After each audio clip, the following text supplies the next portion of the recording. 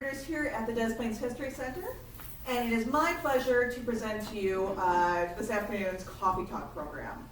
I do have some unfortunate news. You may have heard about this through the newspaper and other media channels, but unfortunately due to some catastrophic technical errors, we will not be able to present Dracula today as we had planned. I know, we're hoping that one of these days we'll be able to once we get everything back put together again, we'll be able to actually have the Dracula presentation. However, I am happy to announce that we do have, you're not going away empty-handed today, we do have another backup program for you by our same speaker, and I am assured that while it's not Dracula, it's still an absolutely fascinating story of Al Capone versus Eliot Ness. A very, very classic Chicago story for everyone today. So you'll have to excuse us for the error, but hopefully this will still be just as good, if not even better. So let me introduce our speaker today. Our speaker today is Mr. Joe Geringer. Joe is an author, an actor, author, and historian. He hails from the Southwest Side and has researched the subject of Al Capone and Eliot Ness for the last 35 years. Even got to interview one of the last remaining members of Ness's graft-free untouchable squad, and is able to gather some rare input that was not found anywhere else. He has appeared on the History Channel and has authored many magazine articles, as well as a 3-act play, Near to Me, an Irish Gangster's Love Story, about Prohibition-led Chicago in 1928. So without further ado, please welcome Mr. Joseph Geringer.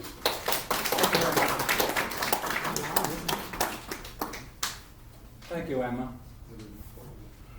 Chicago, 1929. Movie marquees promote John Barrymore, Myrna Loy, and Laurel and Hardy. Top songs of the year are Just a Memory and The Pagan Love Song.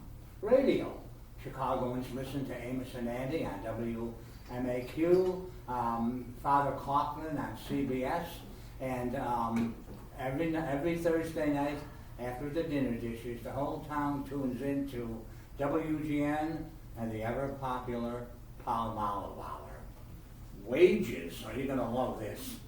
The average annual salary for 1929 is, ready, $2,800 a year. A loaf of wholesome bread costs 9 cents, a bag of Domino sugar, 6 cents, rib roast, 12 cents a pound, a movie ticket, a nickel, and a gallon of gasoline, 10 cents. You could buy a brand new Model A Ford for $500. Yet, only half of Chicago families could afford to even buy a car. So what do they do instead? Well, they grab the Surface Line streetcar to go wherever they needed to go, north side, south side, up and back, for 14 cents a day. Now, these prices sound great, don't they? But you have to remember, folks, that in 1929, the country had just been smacked by the Depression. And we had a brand new young crooner named Bing Crosby singing, "Once I built a tower up to the sun, brick and rivet and lime. Once I built a tower, now I'm done. Brother, can you spare a dime? Brother, can you spare a dime?" Vaudeville comedian Eddie Cantor, he coined the phrase, "If you're rich, you can't be honest." Which brings up the subject of Alfonso Gabriel Capone. Yeah, Al Capone. He was very, very rich at one time. Did you know that? Oh, yeah. But was he honest? No. A thug with a knife scar on his left cheek. He came here from Brooklyn in 1919, brought here by mob boss Johnny Torrio to add a little extra muscle to his vice rackets. 1919, it was the cusp of the Roaring 20s. 1919, It was the beginning of something called prohibition. Prohibition. Uncle Sam, to appease the goody-goody two-shoes dry crowd, forbade further sales of alcohol to the general public. But clever gangsters like Johnny Torrio here in Chicago, and other guys across the country like, for instance, Lucky Luciano and Dutch Schultz in New York. These guys were making an absolute killing, providing a very, very thirsty public with all the booze it wanted. We here in Chicago, come on, we were a dry collar, we were a gray collar crowd. We wanted our beer, we wanted our whiskey. The corner saloon was, and still is, a very important part of the network culture. Anyway, Capone. Now with Chicagoan, he worked himself up very quickly through the ranks of the underworld. From a mere saloon bouncer all the way up to second in command to Johnny Torrio, whom he affectionately called Johnny Papa. Hey, how you doing today, Johnny Papa? You're looking good, Johnny Papa. You know, a little bit ago I called Capone a thug. Scratch that. He was not a thug. For one, he had an IQ way, way up here.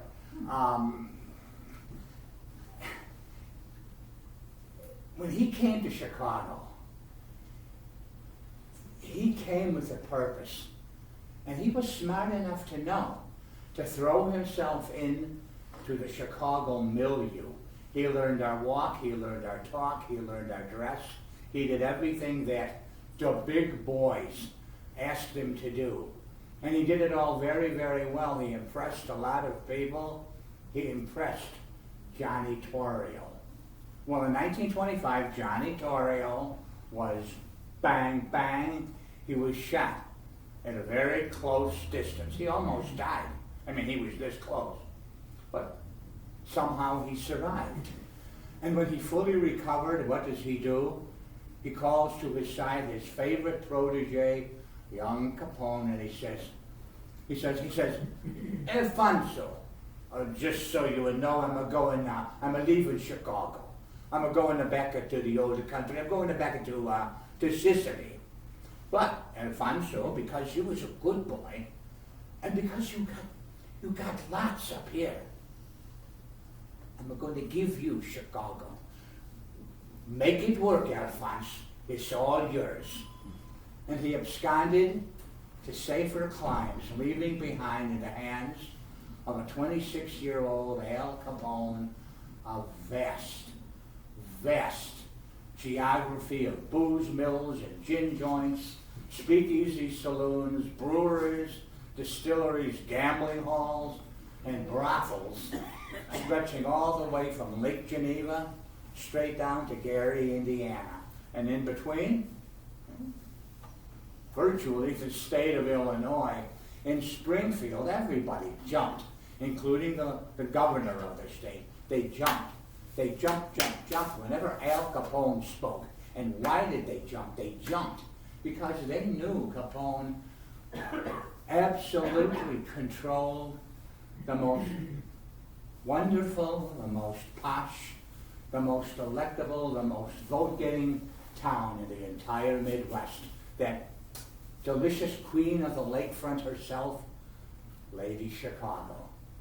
The newspapers here, they called Al Capone our virtual mayor, which was pretty accurate. I mean, yeah, we did have a real mayor, William Hale Thompson, but he was a featherweight. He let Capone do whatever Capone wanted to do. And not only did Capone own just the city proper, no. He also dominated all of the suburbs around the city: Lake Forest, Highland Park, Glencoe, Skokie, Evanston, Pullman, Bridgeview, Joliet, Lockport, Evergreen Park, Willow Springs, Oak Park, Elmwood Park, River Grove. Let's not forget Cicero. Good old Cicero. Its 22nd Street never closed down, with its gambling halls like the Hawthorne Inn and its taverns like Eddie Tansel's. There was a saying at the time, you can always tell when you're driving through Cicero. Just smell the gunpowder. Al Capone city headquarters was the Lexington Hotel in the South Loop, 2135 South Michigan Avenue. From there, he was protected around the clock, no matter where he went, by some of the toughest paisan this side of Palermo. Guys like Frankie Rio, Phil DeAndre, Amaps Volpe, Tony Accardo, Momo Giancana, and Al's first cousin, a fellow by the name of Frank Nitti. The minute that Capone took over the city, he and his hundreds of gonzos immediately started eliminating all of the other rival gangs trying to bite into a piece of that prohibition pie. He got rid of them all.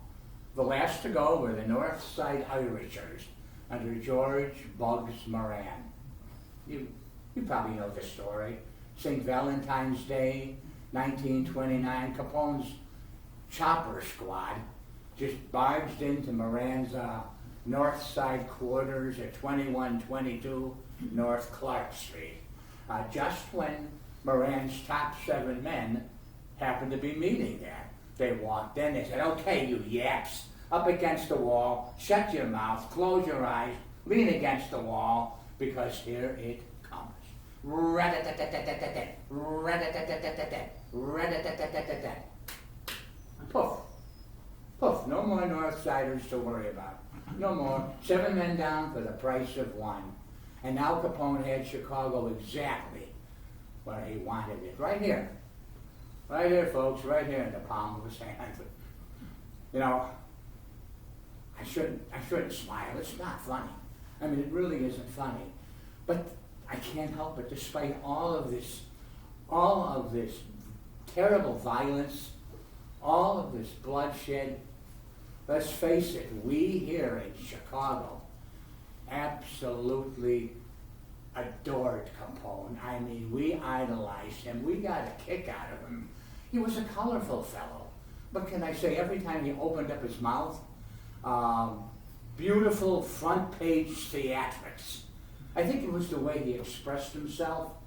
For instance, one Monday morning, they were interviewing him on WGN radio, and the subject of the press came up, the press. And Capone says, oh yeah, the press. You mean them guys what write the newspapers? You know what? They's all a bunch of swell fellas. Yeah, that's exactly what they are. They're swell fellas.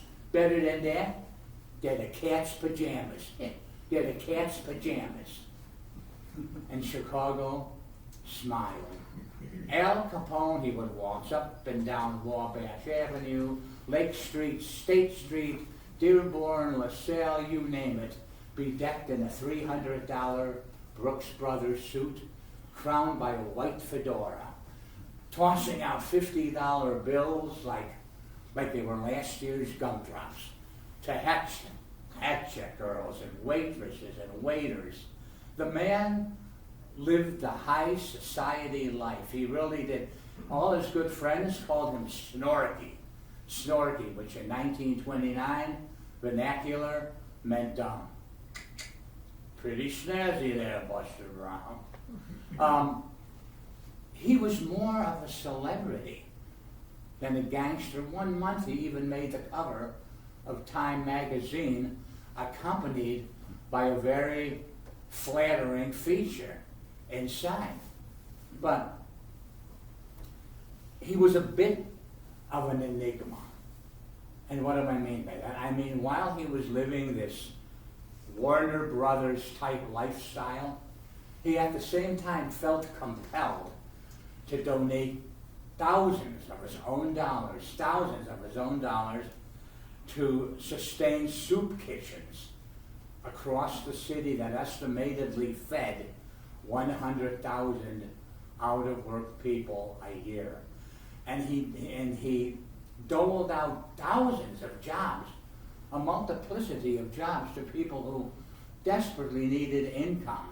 I mean, he hired beer drivers, janitors, barkeeps, bartenders, salespeople, entertainers, you name it, across the city of Chicago.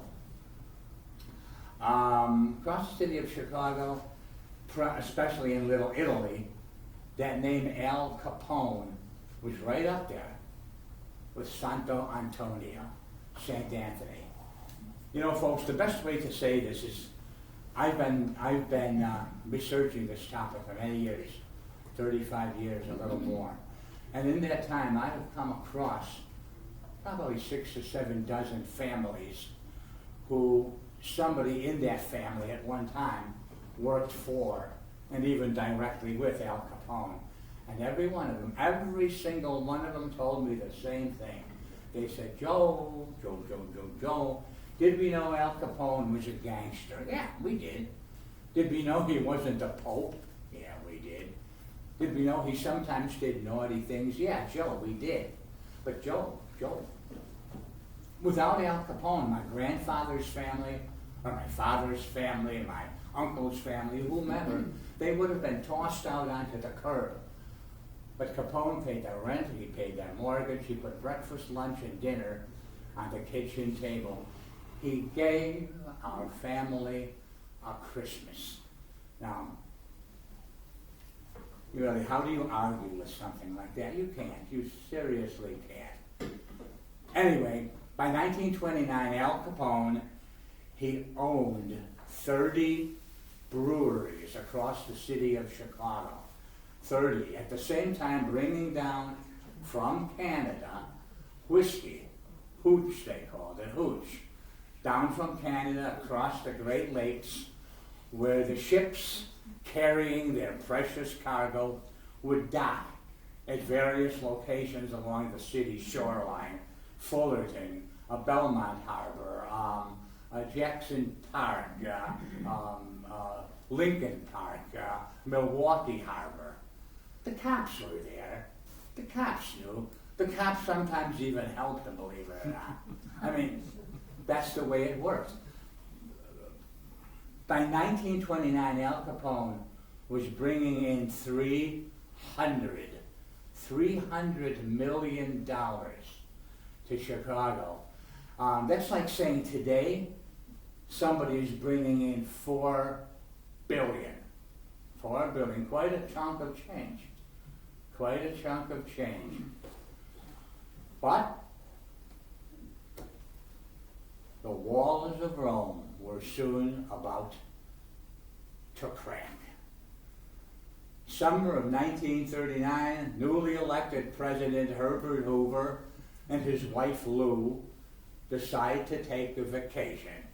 They go down to Miami, Florida, Palm Island, to stay with their best friend, J.C. Penney of retail fame. Well, the day that they arrived at the Penney estate happened to be the same day that the mansion next door to the Penneys was throwing a whoop-de-doo wild outdoor lawn party. And who do you think owned the mansion next door? Capone, the big chopper himself, the fella. He bought it in 1928 as a sort of refuge, a place to go when things got too hot in Chi-Town. Well, today, this party, I mean, it was a wingding. Picture a couple of hundred gangsters in monkey suits with their mauls, firing off revolvers till 2 o'clock in the morning, booze flowing like a Niagara Falls, brassy New Orleans jazz, compliments of Louis Armstrong, blaring till sunrise. And right in the middle of all of this gala, a table full of half-naked flappers dancing under the Hoover's bedroom window. The Hoovers, confirmed Quakers, were having a blue conniption. They could not sleep. They were looking out the window all night at this this decadence. Just aghast. The morning came. The president picks up the Alexander Graham Bell. He dials Washington, and he says, what in God's name, why is this mobster still walking the streets of our country? I want this dago, his words, not mine. I want this dago put behind bars, and you're going to start on it today. You're going to start on it right now. Leaping lizards, Washington jumped out of his senatorial chairs to create a quick, two-pronged plan of attack to rid the planet of Al Capone once and for all. One part of the plan brings in the IRS that begins tracing Capone's income back to its source. The other part of the plan ushers in the Justice Department that begins closing down, well, what everybody already knows is the source of his income. The booze joints, the gambling joints, the girly joints. Heading up this part of the program was a young prohibition officer from Chicago named Eliot Ness. Eliot Ness, we all know that name. A lot of us remember the old TV show from the 1960s, The Untouchables, and of course the subsequent movies that followed. But you know what? None of this media, TV or movies, really has never told us who is Eliot. I mean, they open up, we know he's a cop, okay, yeah, but who is he? I mean, where did he come from? What does he do? I mean, what's his parentage? Well, I can supply a little bit of that. For one, he was a graduate of the University of Chicago with a master's degree from 1926 in criminology. He was born in April of 1903 in the far south suburb of Roseland. In fact, he grew up at 11011 South Prairie Avenue, the youngest of 5 kids. His parents, Norwegian immigrants, were very devout Presbyterians. They ran a tidy little bakery out there in the Kensington Park district that everybody seemed to go to. Eliot attended Pullman Grade School and Fenger High School, where because he was always so clean and pressed and ironed and every hair was in place. He was a good student. He never swore. He never smoked. He was a good boy. And it rankled a lot of the other kids. So behind his back, they called him the Elegant Mess. That's true. I didn't make that up. The Elegant Mess. Okay, let's skip ahead a couple of years. 1928. The Elegant Mess, Eliot Ness, is now an officer for the Prohibition Bureau who has just been given the unenviable assignment of bankrupting Al Capone. Bankrupting Al Capone. So what does he do? He puts together a squad of what he considers the top 25 prohibition agents in the state of Illinois. And by golly, with these geniuses, he's going to clean up Chicago. He's going to close all of Capone's assets. Just like that. Yeah, just like that. Right. Like a lot of plans that look really good on paper, but until you try implementing them and you realize you're stuck with a dud. That's what happened to poor Eliot. Every time he and his stalwarts raided a brewery, for instance, they encountered empty buildings. Even though they'd been working operations under surveillance the night they were raided, everybody out to lunch, nothing there, nobody there. Same thing too with speakeasies. No beer, no bartender, no clientele, empty loft. And frankly, the name Eliot Ness was beginning to be synonymous with certified goof. But he knew.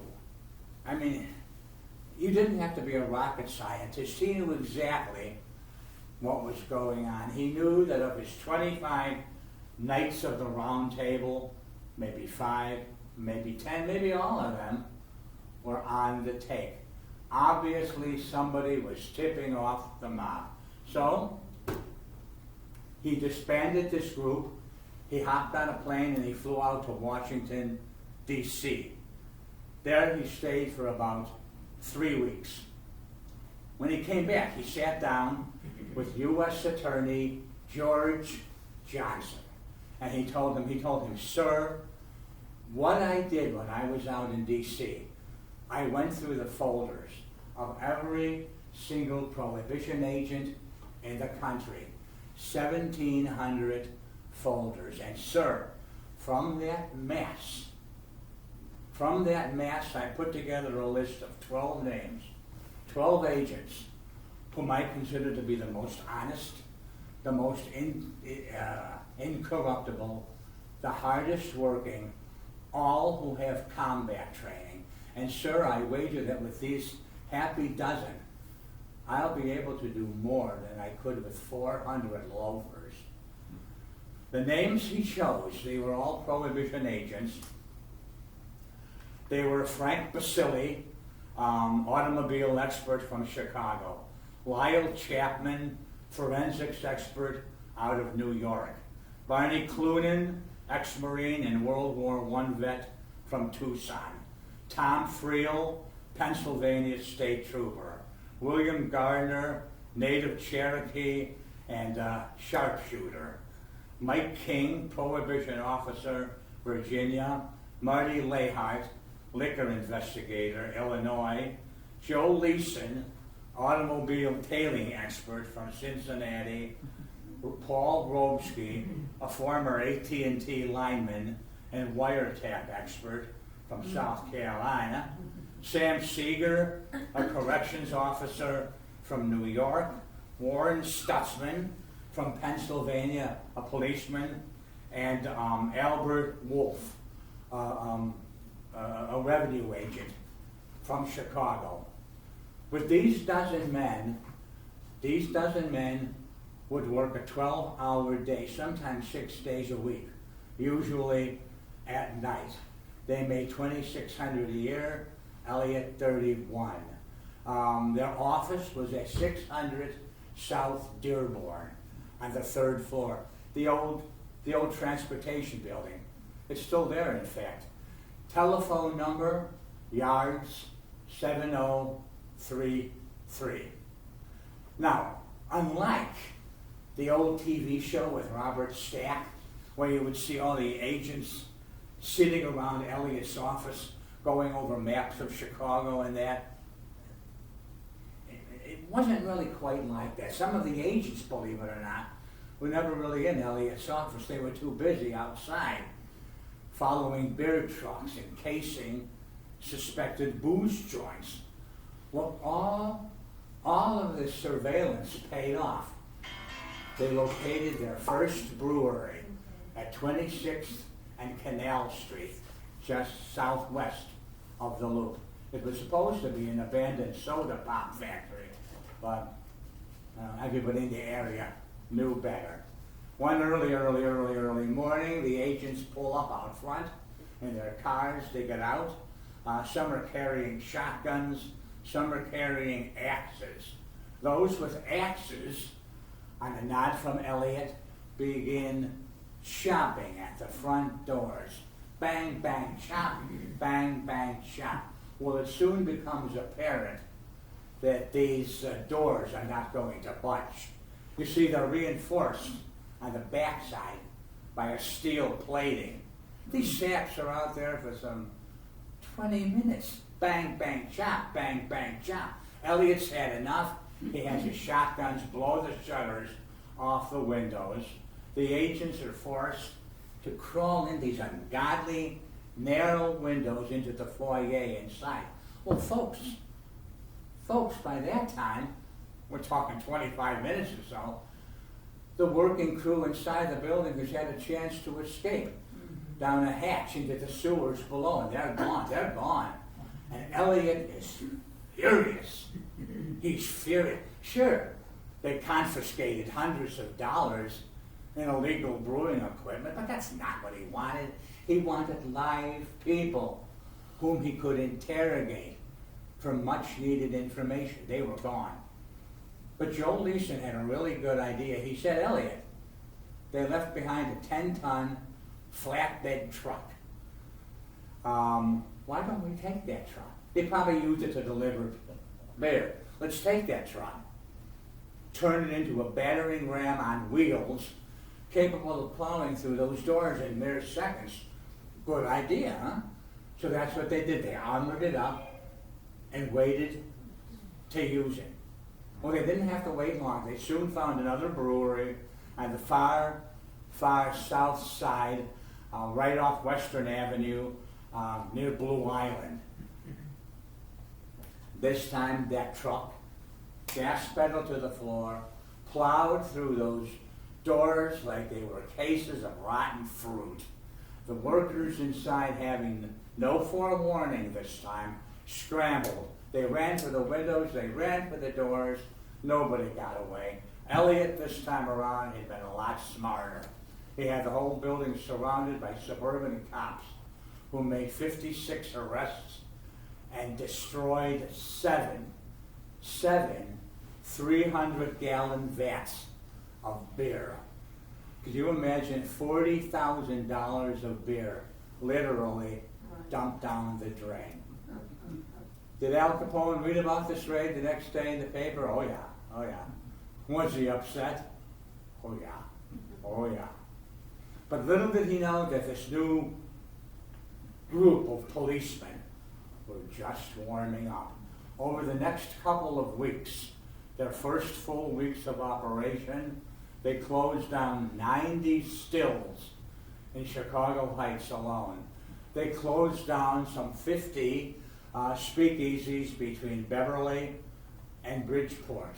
They decommissioned a floating saloon on the Kankakee River. And, you're going to love this story. You're going to like this. Somehow, wires got crossed, and they raided what they thought was a beer warehouse in Skokie. Well, it turned out to be a very legitimate warehouse for a series of Jewish delicatessens. The rabbi who owned it was not happy. Sometimes the agents were given their own little respective lists of places that they could close down all by themselves.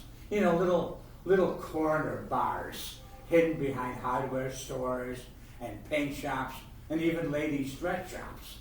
5 kegs of beer, 10 stools. For instance, Bonnie Cloonan might get such a list of 40 places like this between 35th and 103rd on Halsted. He'd walk in, he'd flash his badge, and he would say, "Okay, everybody in here is under arrest for violation of the Prohibition Act." The agents, however, really did not like closing down these little community bars, these little mom-and-pop places. It bothered their conscience. What I mean is, these little mom-and-pop places, they weren't managed by some grinning palooka with a machine gun. They were managed by some local guy who couldn't find a real job and was just trying to feed his family. Many a night, after such raids, they would knock on Eliot's office door and say, "You know what, boss, I feel like a real schnook. Today I had to send to the brig one of the nicest guys you'd ever want to meet. On his desk he had pictures of all these kids at a playground and a pretty little wife. I would have loved to have just said, 'Buddy, go, run,' but I couldn't. I had to do my job." The agents had no better disciple than their own boss, Eliot Ness. I interviewed in 1987 the last remaining untouchable, Al Wolf. He told me a lot about the operation, about those days, and he told me a lot about Eliot Ness. He said he was a very kind man, very, very loyal boss. He supported his people, a very bright man. He loved kids. He loved cats. He didn't like gunplay. He often stated that if he had to do it all over again, he might be in a different occupation. But he was a stickler for the word of the law, except when it came to prohibition. He was very vocal. He said that prohibition was one of the most nonsensical laws he ever heard of. You're hearing this for the first time. He told me that every now and then Eliot would have his crew back to his apartment on 58th Street near Jackson Park. They'd sit down, they'd relax, and they'd open up the brews and have a good time. You see, and he stressed this to me. He stressed this. We were not going after Capone because he was selling beer. No. He said we were going after Capone because of the violence and the intimidation that he brought to the city of Chicago. After 6 months of having his places closed, his watering holes shut down, Al Capone was starting to get a little anxious.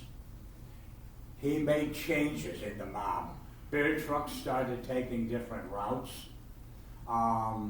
Whiskey shipments were taking different lakes, coming into a back way, and breweries and speakeasies seemed to suddenly disappear. Whatever the mob was doing, the agents could no longer find them. Eliot called his men together one afternoon and he said, "Boys, we've slowed down. If we don't pick things up again, we're going to have to close up shop and all go home. We need a base of information. Right now, we don't know what they're doing.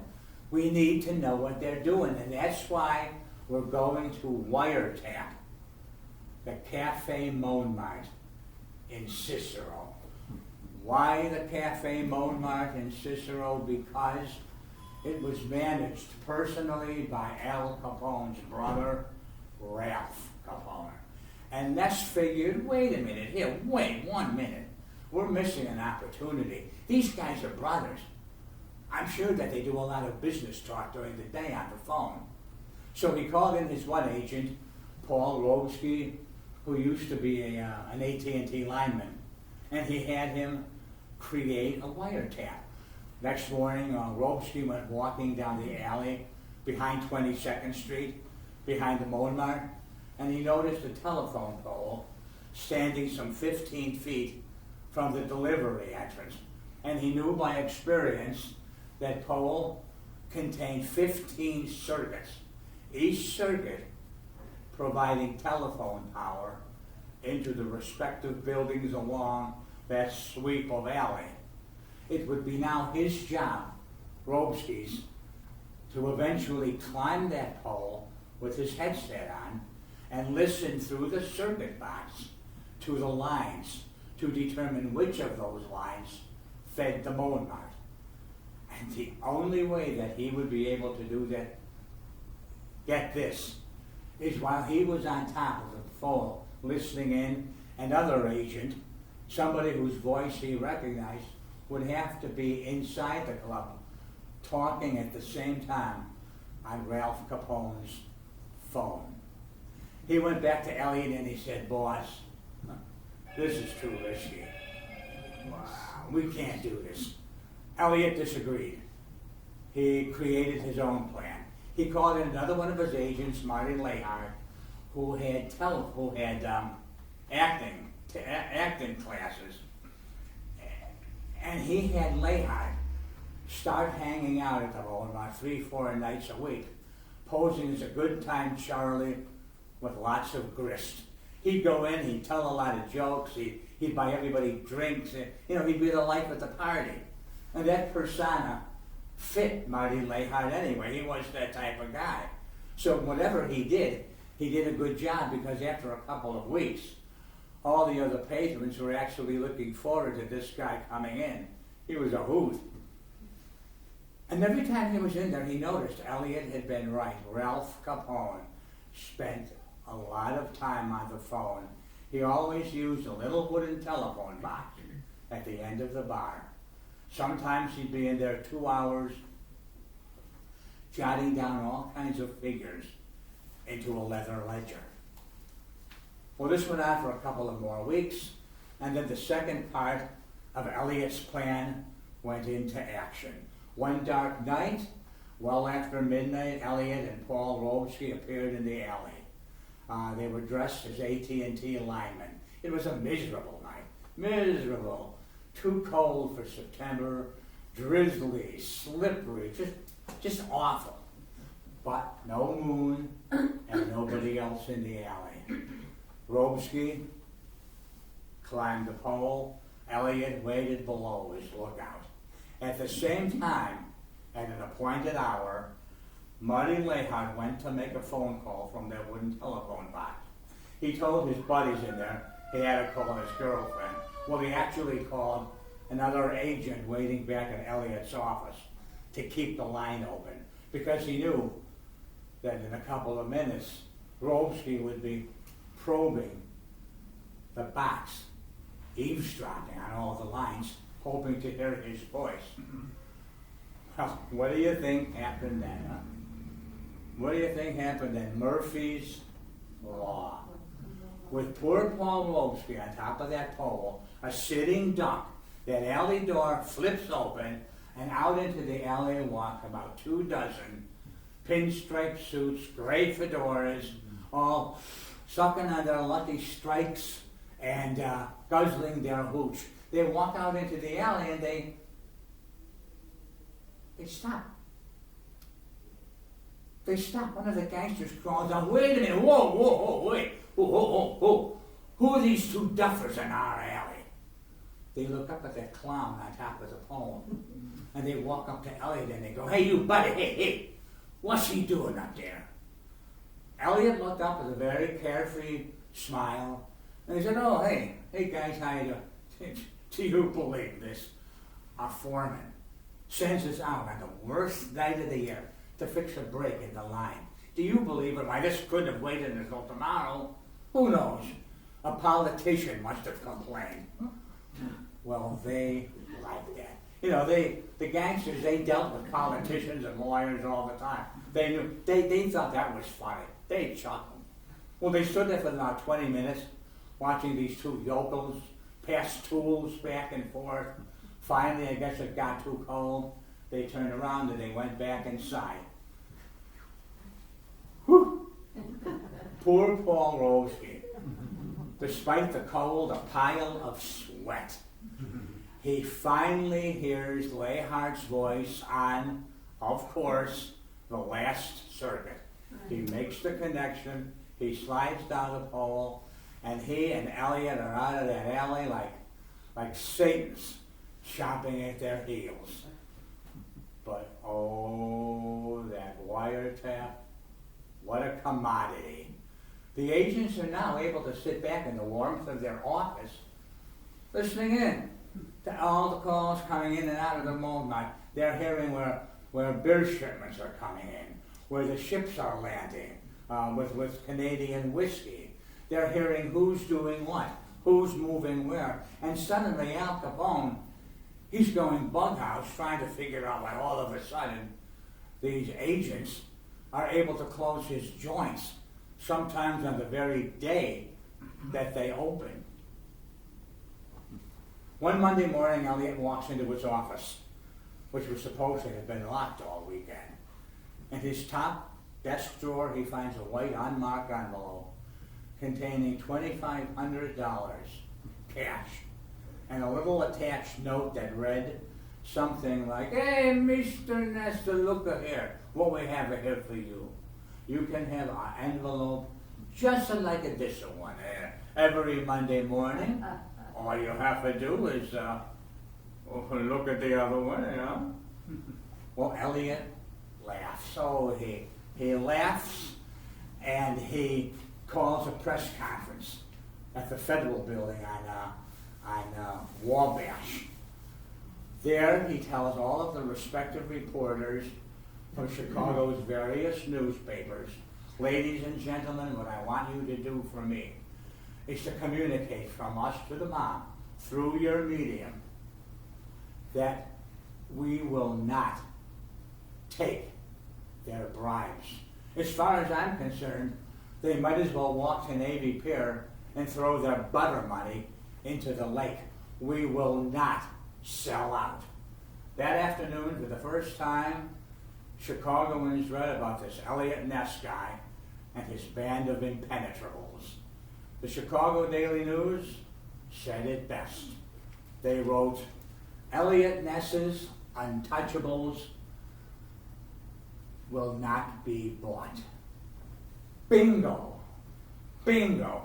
Beat the drums, wave the American flag, shoot off the pyrotechnics, because a brand new, wonderful word just danced into the American idiom. Untouchables. Untouchables. Untouchables.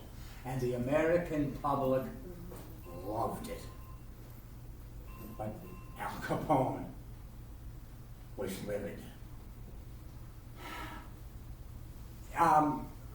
Not long after that, the newly named untouchables started noticing oddball characters peeking at them from around the corners of buildings, or from dark alleys, or passing vehicles.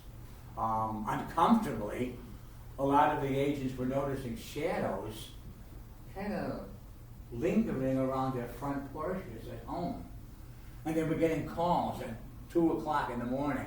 Their poor wives were answering the phone, hearing, hey, you tell your husband to back off or you're all dead. You know, things like that. Eliot, who had just gotten married to his secretary, felt he sent the poor woman back to live with her parents because he was worried about her. But all of the agents, including Eliot, were all wondering, where are these goons getting our phone numbers, our addresses? I asked Paul, Albert Wolf there when I interviewed him, you know, what was going on there? He admitted that yes, there was one. I pleaded, but he wouldn't tell me his name. There was one agent who started dressing better than the rest, driving better than the rest, eating better than the rest, living better than the rest. So obvious that he drew a lot of attention. Eliot called him in eventually, read him the riot act, and sent him packing. And for a while, things got a lot better. For a while. Assassination. Assassination. Killing a G-man, a government man, was something that most mobsters wanted nothing to do with, because it could mean bringing down the wrath of both God and government on one's head. But Eliot knew that he'd become Capone's most aggressive nightmare, and that it wouldn't be long before old Snorky would start planning funerals. That night came. Eliot and one of his men, Bill Gardner, they came out of a little diner one evening at 31st and Stewart in Bridgeport. They got into their car. Eliot slid behind the wheel. He was about to poke the ignition with his key, and Gardner cries out, Eliot, no, my God, no, no. He had noticed the hood latch of the 29 Chevy unclasped. The men gently got out of the car, gingerly lifted up the hood. There it was. A homemade bomb attached to the ignition wires. All Eliot would have had to do was, and these two cops would have been blown to the Windy City in the sky. Not long after that, maybe a week or so, Eliot was driving to the southwest side, through Evergreen Park, checking out rumors of a speakeasy in the Evergreen Park, Beverly area. He was driving down 91st Street, right by the old, right by the newly implemented Evergreen Park golf course, when out of nowhere, a sedan tied itself to his bumper. They blew out his car windows. Luckily, he wasn't touched. And over the next couple of streets, he was finally able to avoid them. He'd been very lucky, but not so one of his men, Frank Basile. One morning, Frank Basile failed to show up to work. Even Mrs. Basile didn't know where he was. The untouchables went out looking for him. They found him. His body shoved into a garbage can behind Eliot's office. Eliot, they said, wept like a child, and he vowed revenge. What he did is, over the many months that they'd been closing down Capone facilities, they had accrued quite a few trucks, beer trucks, different sizes, different shapes. Eliot had them all washed and polished. And he called Al Capone at the Lexington Hotel. When Capone came to the phone, he said, hey, Snorky, guess who I am? I'm your best buddy. I'm Eliot Ness. Wait, whoa, don't hang up. Don't hang up, sir. I just want to tell you, look out your office window tomorrow morning at 11 o'clock a.m. sharp.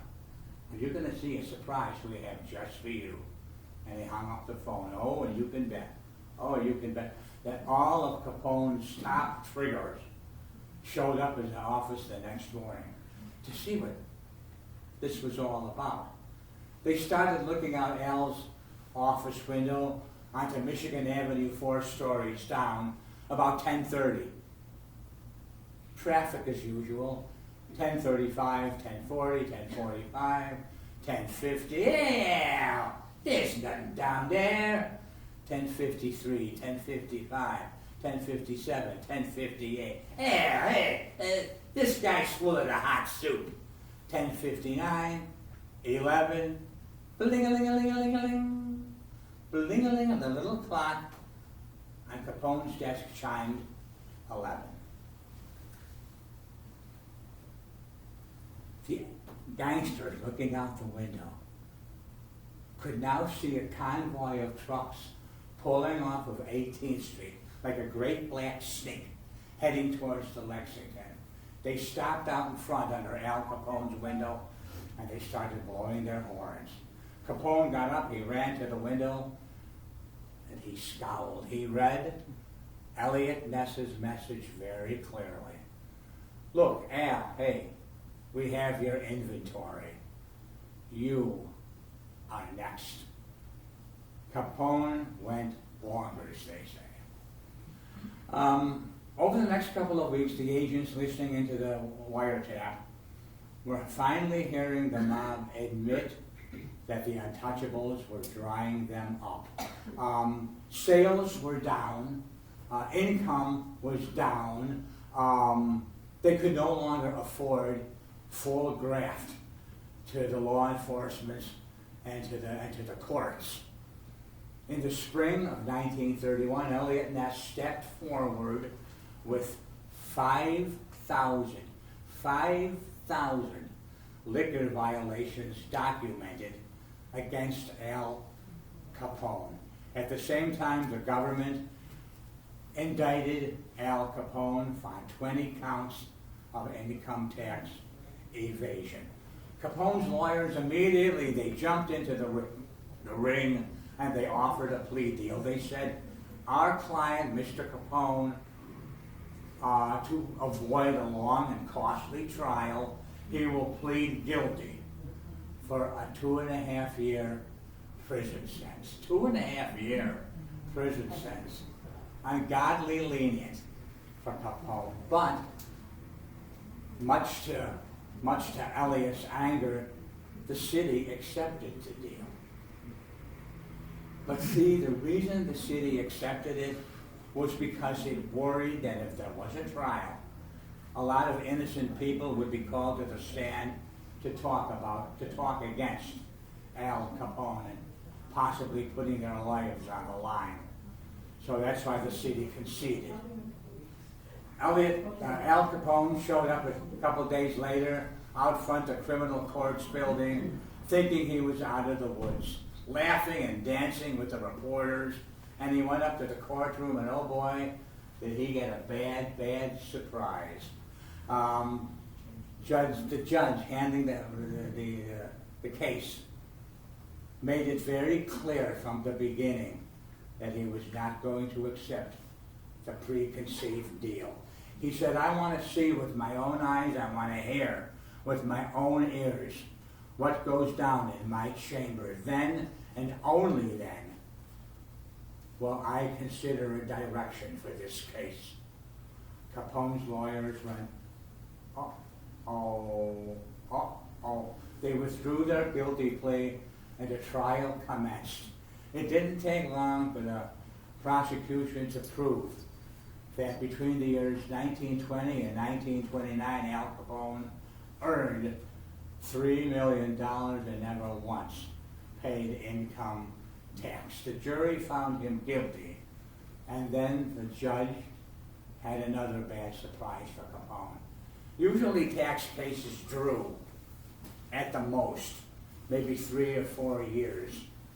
The judge tossed down on Capone 11 years in the federal penitentiary. He leaned over the bench and he, eyeball to eyeball, he said to Capone, sir, you have thrown down on our city a shroud that will forever probably taint our reputation. Was he right or not, huh? Yeah. Bail having been denied, Capone was off to jail that afternoon. Taking him there were Eliot Ness and his untouchables. Al Capone died in 1947, his brain gone from syphilis. They say during the last couple of weeks of his life, he was seen sitting on his Miami pool with a fishing rod. Eliot Ness died in 1957 of a heart attack. 2 weeks before the premiere of The Untouchables, which automatically made Eliot Ness a national hero. He never lived to enjoy the fame. Well, folks, those days, those nights, they're gone forever. But you know what? Somewhere between the rat-a-tat-tat, there exists something almost romantic. Memories of a much better era and more substantial dreams. So when you go home tonight, sit back on your mohair sofa, dim the chain lamp, click on the RCA radiola, and listen to the fine strains of the Ben Burney Orchestra playing from the Hotel Sherman. As for me, I think I'll take the advice of lyricist Gus Kahn, who suggests that maybe I go home and dream of lips that once were mine, eyes that smile and shine. They will light my way tonight. I'll see you in my dream. Thank you, ladies and gentlemen.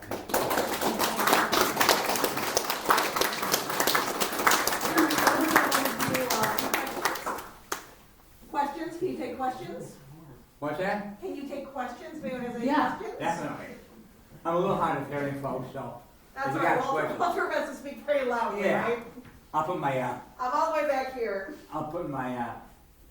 mask on.